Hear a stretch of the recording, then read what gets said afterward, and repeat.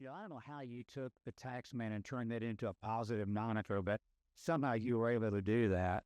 But to me, as a tax assessor for a tax cut, if you remember, there was not another one in the state of Texas when I blazed that trail back in the early 2000s. How about this? Sure.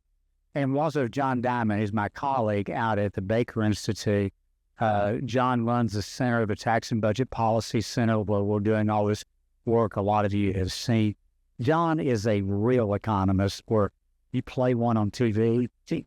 And he's got, if you try to see right now that Greg Bregan has left. Yeah, no, if you try to read his whole resume, it takes you like half a day to do it. But I think one of the most remarkable things is he worked in Congress on the Joint Tax Committee. Is that right? Helping write tax laws and figuring out what the effect of them would be and everything. And he's done some incredible research. So when I joined out there, most of their focus had been on federal work with some work on the state and property tax. And John and I met when he did a paper on the city of Houston's finances, and he called me up and said, "Do you know anything about this?" I said, "Well, I know one or two things." And we collaborated on that. We got to be friends, and he asked me if I would come out and join him and help sort of build out their state and local work out there. And so we've been doing that now for the last couple of years. I tell you something that's very exciting. This ties into the book that is available today. In September of next year, we're going to do a conference on depopulation, and we have people coming from all over the world to participate in this. It's going to be a fabulous day and a half event or so.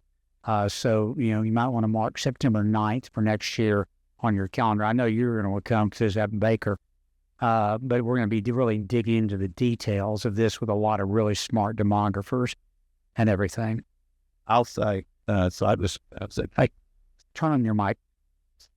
Appreciate it. I mean, on. You have to get here. Professional college systems know how they work. Yeah, right. Let's do, right? Because it's a vision problem. I didn't read anything that close. So I'll put a plug in for Bill's book. I was just at a conference in Boston, so I had time sitting on an airplane to read it.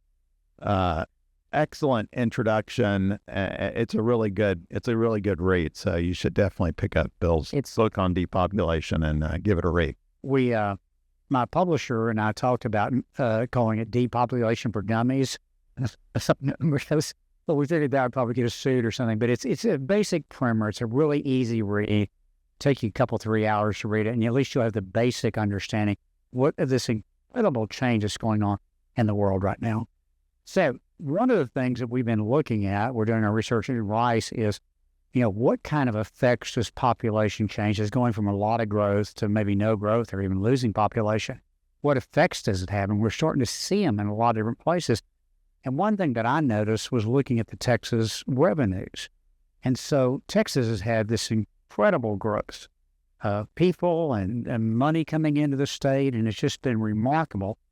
And I noticed that in the last couple of years, that growth has kind of gone away. And then we went and looked at what the projection was. Every biennium, so the comptroller has to give the legislature an estimate of what the revenues for the next 2 years are. So the screen you're looking at right now is the solid red line is the actual numbers. And you'll see the actual numbers are down a little bit the last couple of years, and then pretty flat for the projection of the next 2 years. And this is really a brand new reality for us in Texas that we've never seen before. This is the sales taxes for the state of Texas that same period. The blue line is the nominal amount. You see the drop in COVID there.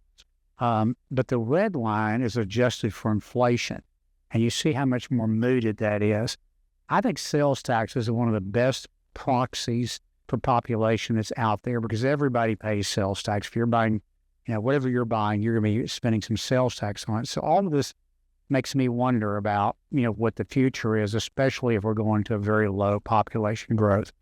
So, Paul, let me start with you because I think you were the first person that kind of alerted me to this and said, the days of the huge surpluses appear to be over. So tell me what you're seeing and kind of what you're planning as a legislator. Well, you have a that we do, you have to look forward to sustainability because part of the problem is that we're pouring billions of dollars in the property tax cut, specifically homestead exemptions and M&O rate buy downs, and those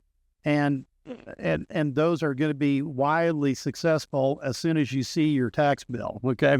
And this is what you're doing is taking state money and replacing local money. Right. So the local taxes come. Right. Because they're trying to keep people from paying, because the one thing you could do as a tax writer is you could exempt something. Because if you exempt it, that's the most powerful thing you've got, because they never pay. And that's 3 times more efficient than doing it by rate compression, but we're doing both. Now, Explain what rate compression. Now, rate compression is for those is what, as values go up, rates come down. Okay. And that's something that took us a decade or more to get blasted past the taxing units, because they would come to everybody and say, I'm not raising your taxes because I'm not raising your rate. But at the time we had 10% on 10% on 10%, increases. So we had to fight a pitched battle, and Dan Patrick dispatched me and 4 other sacrificial Senator Lambs to travel the state. And we went from Lubbock to the Valley, in DFW everywhere, and talked about why we have to take the pressure off of taxpayers as values go up. They've got to cut the rates. Now, all this makes is money. You need to jump in for a second here, because make sure you understand, when your property tax bill is a multiplication, it's, how much to the tax rate is plus what the value. So the change in both of those adds up to what your total bill that you have to write a check for. And so some of you followed my diatribe of what happened in Harris County, where they said they were only raising the rate by 8%, but the average property tax increase that year was 7%. So it was essentially a 15% property tax raise in 1 year. So that's the issue you're talking about. Right. And that was a tax rate increase. Now, tax rate plus the value going. Yeah, and the value was only up by about 0.3%, Bill, so it was all tax rate. So I was looking forward to getting Ed Emmett or Robert Eccles out of retirement to run for county judge, okay, after that 15% increase. And then the city of Austin tried to go even greater with Proposition Q. They decided in November to put that up, and it was a 20% tax rate increase in 1 year, okay? Yeah, wow. And even the People's Republic of Austin, okay, Orlando would be glad to know that was a 68% no vote, okay?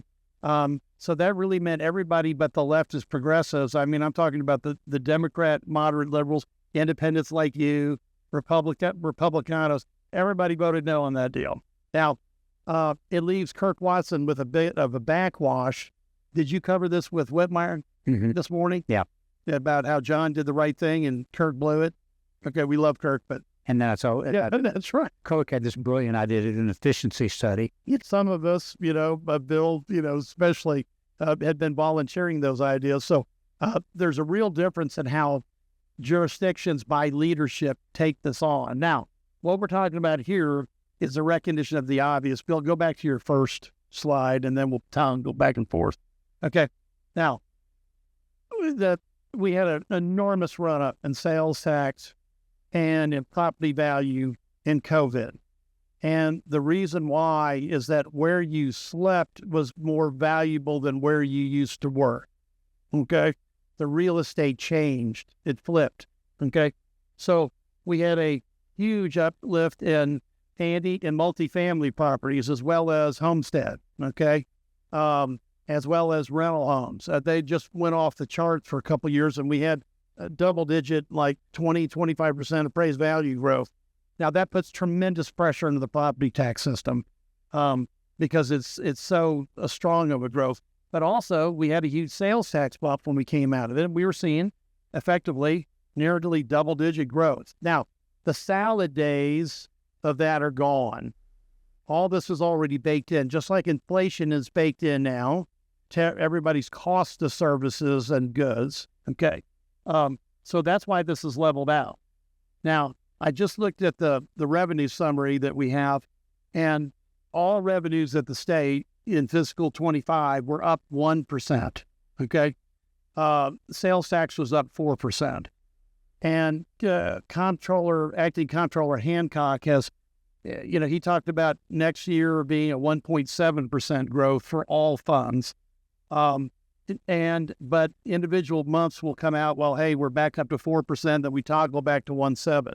Now, what's happening out there is that while we're still the job creation engine of the country, certainly when you average out over last year, and I'll let our real economists say that later, they're not people that are coming in. While there's 1,600 people a day coming here, they're not bringing, 3 cars, 3 kids, a dog, 2 income earners. Okay, they're bringing effectively. Well, they are bringing like 2 income earners, but a lot less of a family with them.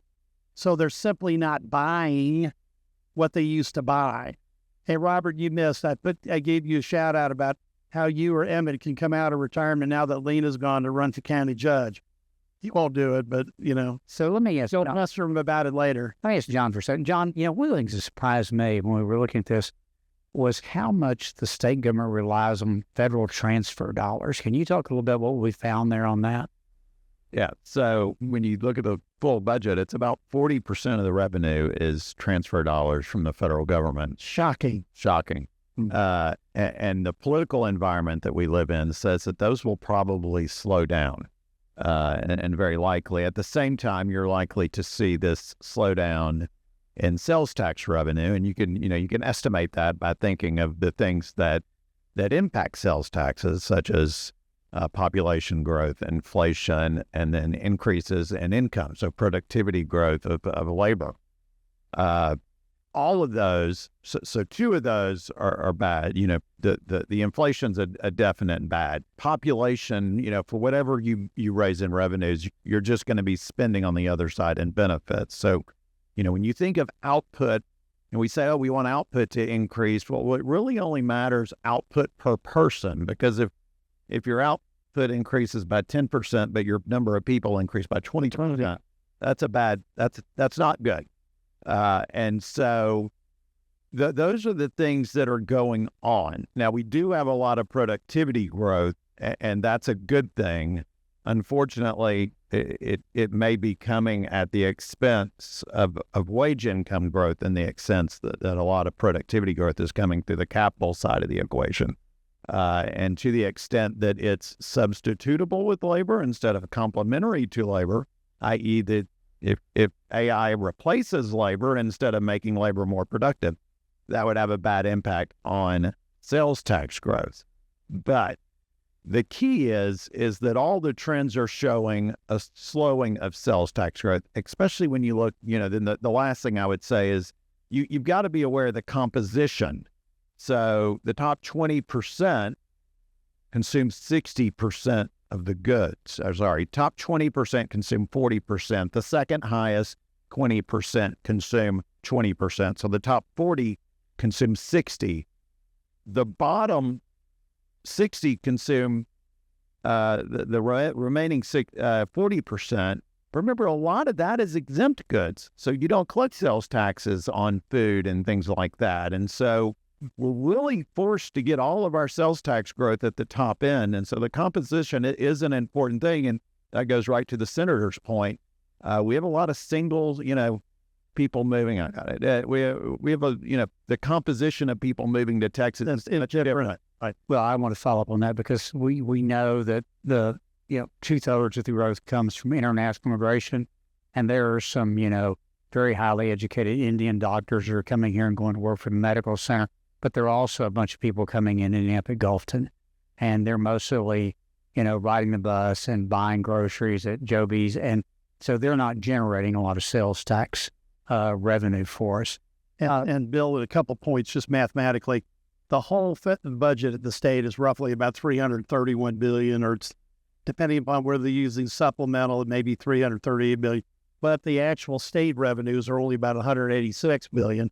So you've got that 40% pass through from the feds that is generally pre-described, and you can't mostly gas tax for roads and Medicaid, right? Yeah, and it turns around and goes out for health and human services and education, because that's 70% of our budget. Okay, so because we walk in right there on any budget hearing is 70% is health and human and education. Now, I do want to point out that we do have budget hearings, unlike the federal Congress, that is not as abandoned regular order 15 years ago. And quite frankly, it's coming back to bite them in the rear end because they don't pass appropriation bills. And they've had this one continuing CR that's gone on and on and on. So, so Orlando, no CRs that Harrison had.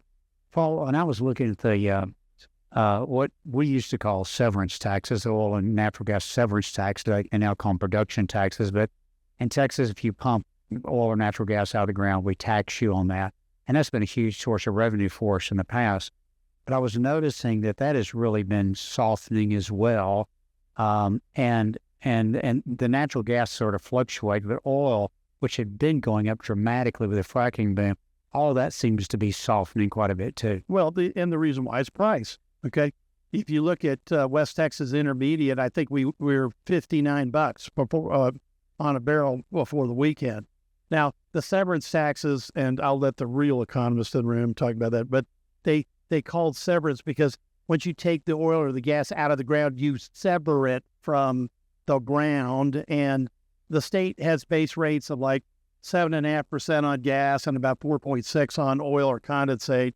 But there's also all sorts of exemptions. It's quite a complicated equation. Bottom line is less revenues coming in there. And in the last month, we also saw some interesting things where, yes, hotel revenue was down. Rental car revenue down. And then humorously, auto sales and special inventory tax way up. Anybody want to know why? Why were we up 15% in 1 month? EV credit. Bingo. See, this is a really smart audit. I'm telling you now. I knew we were coming. It is. It's the EV credit. Now, and so for 1 month, we got 15% because all those spiffs from the feds were expiring in September, and everybody ran out to, get their EV. And now the headline I read in the Wall Street Journal is for considering, eliminating EV 150. Okay. So that's an example of when government decides to pick winners and losers and when it runs out. Paul, as I recall, I think some of the severance tax goes into the rainy day fund. Is that right? And some of it goes straight to the universities. I don't remember exactly how that works. Okay, right. And how much time do you want to? I'm going to be like the Solicitor General arguing tariffs before the Supreme Court. He got up to 300 words a minute. It's quite that bad. All right. Basically, we've got the permanent university funds, and there's a lot of money that goes into A&M and UT systems. We've also now got a non-permanent fund that does work for the rest of them. We have the other money that goes into, we'll call it the rainy day fund. That's because what everybody understands it to be. It's approximately, last time I checked, I think it's 26 billion now. It's nearing the top, but because of severance taxes slowing down, we're not getting to the top as fast as we thought. So the problem we've got, and actually it's a good thing, almost all the COVID money that was sent to schools, counties, and cities was spent. Okay, and sometimes it was spent pretty poorly. I don't have time to go through everything that Lena Hidalgo recommended with your money, but it was pretty bad. And a lot of those didn't pass even Commissioner's Court. So the state didn't spend all of it. So we still have, 20 billion, but our revenue stream is now down to, 1.7% increase, or maybe it's 4% if we're lucky. So when we look at all this property tax stuff, we have to make sure we can still sustain it. And because we're dragging $51 billion paying for all this stuff right now. Now, the problem is almost everybody here is in Houston. I'm looking through the faces in the crowd. There's some people from around here. So you haven't seen your tax bill yet. But I do see a lot of people that might be over 65 like you are, Bill. Barely. That's right. And you're going to get a whopping reduction because those are averaging over $1,000. Thank you. Thank you. Yeah, right. Now, Appreciate that. that's Uncle Paul, Grandpa Dan, and a bunch of good votes from the legislature. So I want to, we're talking about property taxes. John, I want you to take the lead on this. There's been a lot of talk about eliminating property taxes. And of course, if you eliminate that, where's the money going to come from? And you did some really interesting research on if we tried to replace all the property taxes with a sales tax increase, what did your work show? So it's really infeasible to do a total top property tax replacement. So if you just wanted to get rid of the property tax in Texas, you wanted to finance it by a sales tax. So if you just assume there's no, no goods leave the market, you would need to increase the rate from 8.25% to 22%. And so that's a pretty hefty. So, but this is never. Wait a minute, you're forgetting the local share. You have to add 2 onto 22 to 24. No, I had 2 in the model. Oh, you did? Yeah, I've had 2 in the model. So I'm teasing him because it's very high. By the way, for the non-economist, infeasible means crazy. That's not the But That term, I was wondering what it meant. if you look globally at everyone, and there aren't many examples, there are a few, but no one has a 20% sales tax rate because there's too large of an incentive then to avoid the tax. And so if you just put in a 10% evasion, which would be a huge underestimate of what would actually happen, you push the sales tax rate to 26%. Now, so that's a problem. Now, if you wanted to talk about something like just doing the M&O portion of the schools tax, you could have a more reasonable discussion, but it's still problematic in the About 15%. Yeah, you're looking at 14 to 15. Yeah, 14.75 the last time. And wait, and so you didn't calculate loss on the 22. Now let me explain what this means. And you did later. You said 26 because people could. Yeah, right. Yeah. Now, what loss means is this. It's really important concept. Okay, if you jack up sales tax that high, okay, I see Mark Jones and he'll get this joke. It's not just the Democrats from the legislature that are going to go to Ardmore and Albuquerque. Everybody's going to grab a pickup truck and go buy their washer, dryers, etc. If you're in Texarkana, there's nothing happening on the tech side because everybody's going to walk across the street and go to a restaurant, buy something. Okay. And Lake Charles will not just be the gambling mecca. It's going to be the shopping mecca of Southeast Texas because it's a huge impact. Okay. Think about it. Okay. Our rate is, 6.25 plus 2% low. Okay. And if you went to full blown, take out all property tax, you are at the comptroller said it was going to be 24%, but you probably have a higher loss perspective than they did. Well, no, 26, but it's huge. I gave it the most favorable the analysis you could give it, and there was a dynamic response. So I ran the numbers. But if you go from a capital tax, a very inefficient capital tax, a property tax is extremely inefficient. It taxes a mobile capital, and so Texas ends up with less capital because it locates in different places. So I implemented a consumption tax for a property tax, which led to a 10% higher stock of capital, 10% higher investment. You lost 2% consumption because people were saving more. It drove wages up, it drove GDP up, and you still had an increase. The comptroller would have been doing just a static number, which is why our numbers would be different. But in the most favorable cases, it's still infeasible. That's right, infeasible. Now you will hear stories, and they're on internet. Okay. Oh, all you need is a 1% increase in the sales tax, and you can wipe out school tax. Sound bullshit. They're just what did you say? Bullshit. Okay, well, I can't get bigger than that. That's huge. That's the way you need to think about it, but I can't say it. Yeah. And I tell you, someone I knew one time bought this boat, and they bought it in Florida as opposed to Texas.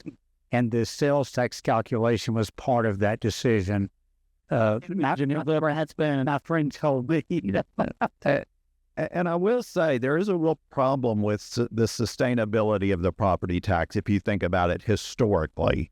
So from the 40s to the 80s, most of the growth in property taxes came from expansion of homes. Like you were building new neighborhoods. So a lot of the extra revenue wasn't on the value growth. It was new value growth, not existing value growth.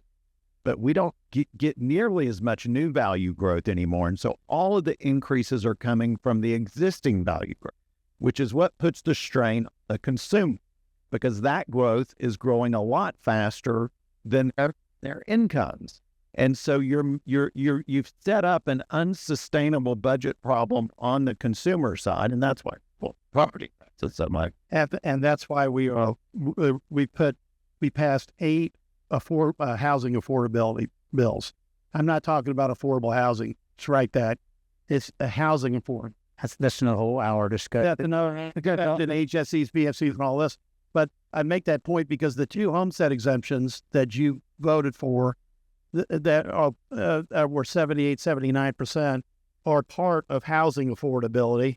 And we did everything from cut regulation on converting commercial office buildings into lofts and getting rid of the tyrant's veto where one person could stop a high density. I mean, we passed everything we could think of, and we'll be passing more of it. The top 4 propositions that passed were: if your home burns down, you get a pro rata cut. If you have a military death in action, your surviving spouse gets an exemption. And then Props 11 and 13, which are the homestead exemptions. They were much higher than even citizens. You had to be a citizen to vote. That was only 72%. So the public understands what an exemption means. Okay. It means you don't pay. And I happen to carry 3 out of the 4 because I gave the 3rd and the 5th one to a couple other good senators. And we tried to strengthen the revenue limit, which I really support that. Like, I think the most effective way to control property taxes is and I had the votes in the Senate, is to strengthen the revenue limit. But it did pass the House. So I want to talk about the state property tax cap for a minute. First of all, describe what it is. I'm up for local entities. Describe what it is, and then I got some questions about some of the exceptions.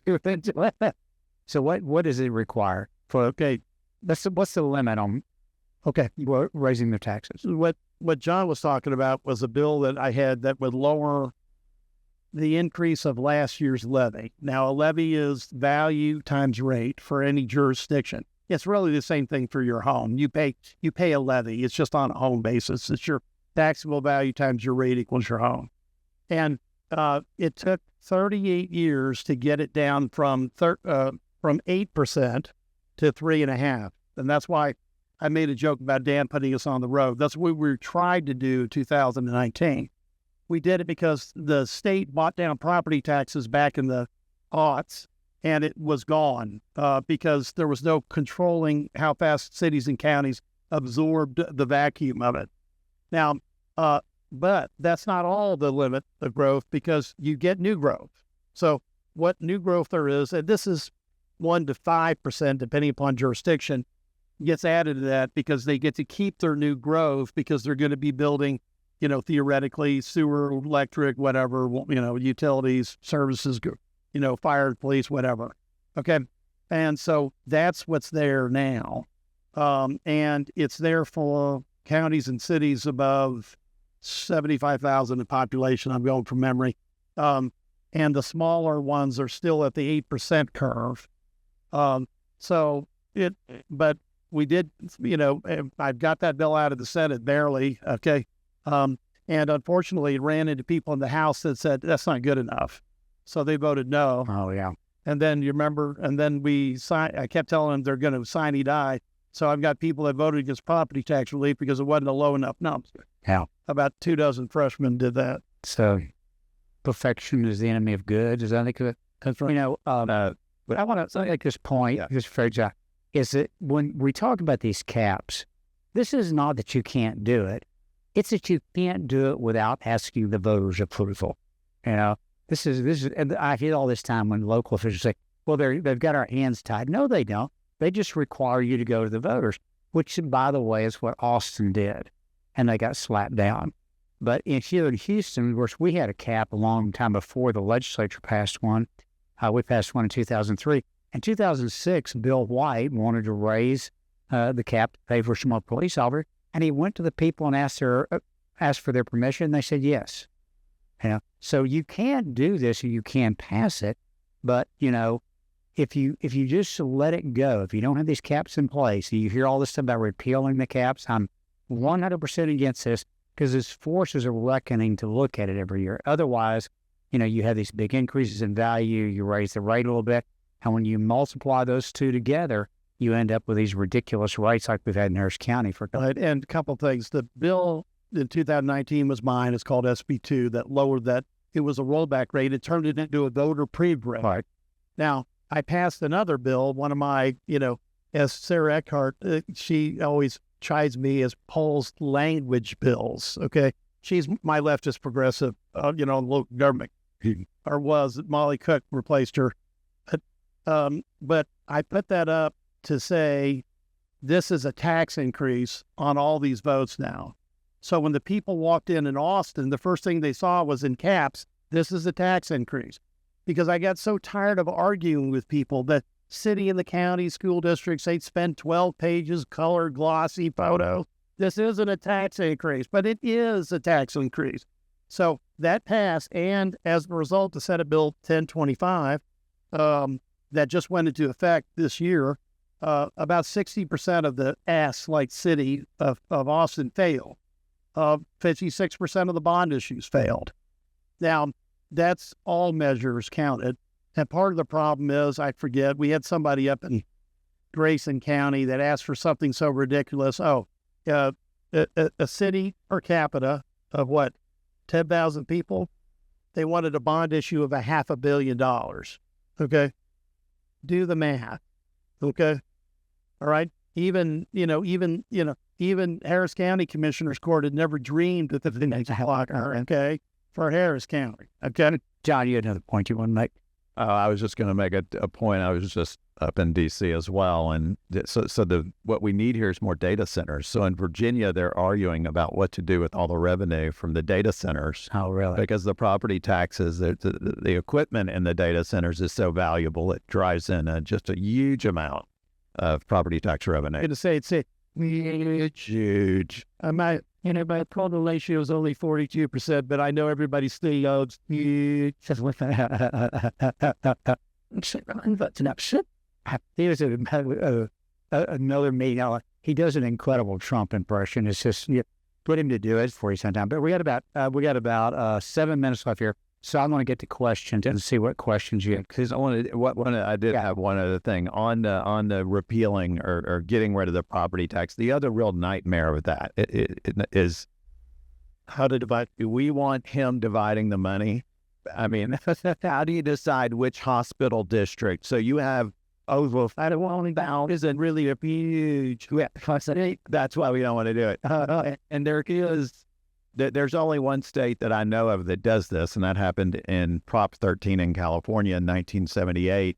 They baselined everybody. Right. Now they have this thing called ABA, which is how they then divide them. Adjust it. And all you have to do is look across, and you'll see like Laguna Beach versus Irvine. There are some crazy stats in terms of how much revenue they get relative to the property value. And we haven't talked about this, but it's a nightmare. We have 4,500 taxing units in the state of Texas, okay?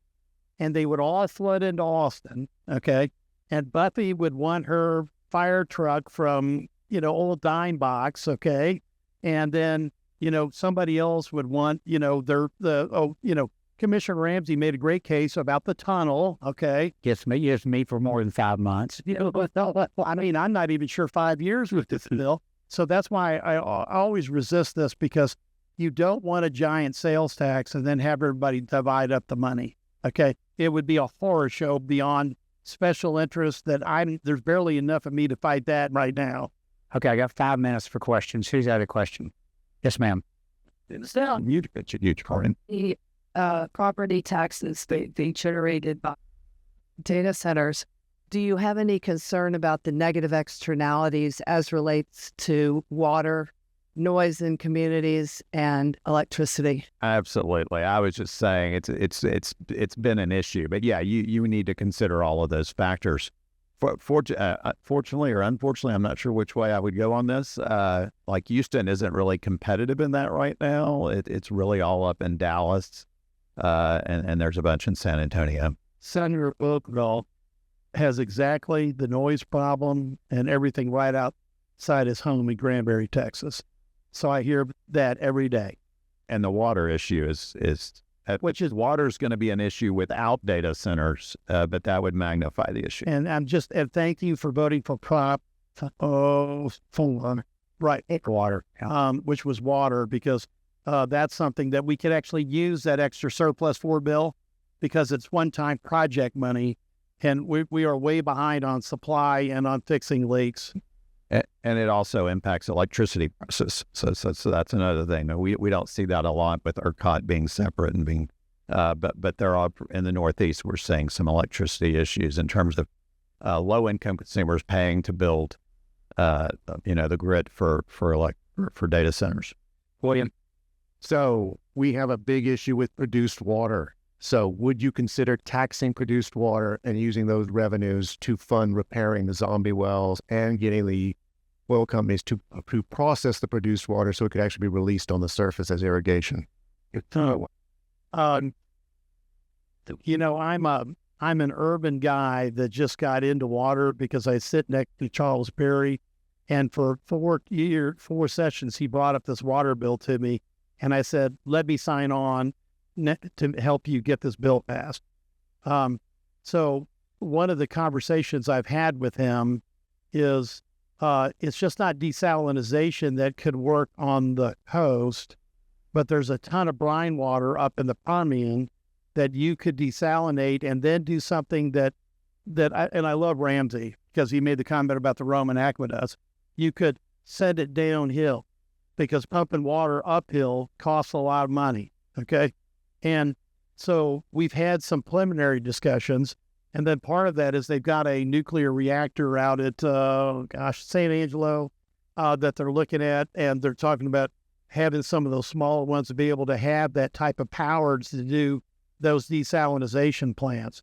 So, there's a lot of excess water in the Permian because it's got a contaminant. It's too high in brine. But boy, if you could take that brine out and send it downhill, that would help a lot of folks. Behind you. So I believe I heard this morning, correct me if I'm wrong, that there's a $31 billion surplus in the budget. And I'm just, if that's true, and then that'll be an impact with the chart up there, either spending or that surplus is going to have to drop, right? Well, it's already dropped by 4. We do what's called a supplemental budget, okay? And we've got overages on health and human service costs, not just SNAPs. It's, Medicare, Medicaid, et cetera. There's already $4 billion coming out of it because we're overshot. And this goes to a point, so we're probably at 26 is what the real number is. But when I passed the big tax cut, which was $18 billion, and Lieutenant Governor Patrick did declare it was the biggest in the world, it happened to be true. When we came back, we had found 2 errors. One, Texas Education Agency made an error on their computation on the homestead exemptions, and then the Legislative Budget Board made another error. So the $18 billion went to 22.7. So we really became the biggest property tax cut. But then we had to eat it because there's no way anybody was going to go back to you all and claw it back, okay? And that cost us $3.5 billion on a go-forward basis. So with all of this, I like to look at the ESF as a way to get project money or one-time money, because until we have a run rate that's higher, we're going to have to lower our expenses, okay? So we generate more, or we're just going to have to live within our means. That's a great question, because it gets, everybody sees that as a big pot of gold. It's really over half of it is leftover federal money that we were smart enough not to spend.